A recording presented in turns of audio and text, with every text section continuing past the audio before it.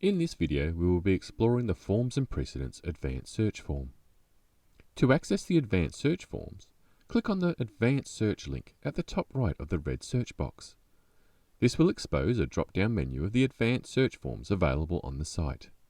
From here, we can click into Forms and Precedents. A page opens titled Advanced Search Forms and Precedents. The Advanced Search forms provide you with different search parameters relevant to the content area to help you build a search string.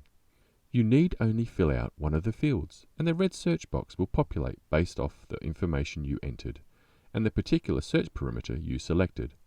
For instance, if I input pleadings into the precedent title search parameter, a unique search string is created for me in the red search box at the top of the page. I can then search by clicking the red magnifying glass to the right of the search box. If I decide I want to add further information to this form by filling out another search parameter, I am going to have a much narrower search. This is because I am giving the system a more defined criteria of the type of information I am wanting. For instance, if I input Uniform Civil Procedure Rules in the legislation title search parameter and 14 in the provision number, I am telling the system that I want to find both a document that has pleadings in the title and makes reference to Rule 14 of the Uniform Civil Procedures Rules. This type of searching is different to the natural language search and is coined terms and connector searching. It is important to note that when using the advanced search forms, you must only input keywords, as the system is looking for an exact text match based off the information you have inputted.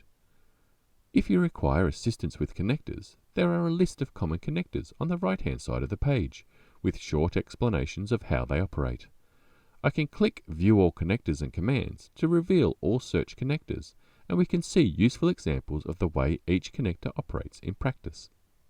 I can gain a further understanding of what each search parameter is looking for using the Segment Examples document located under the Connector Guides, and I can also get some help about searching from the Frequently Asked Questions down the bottom of the page.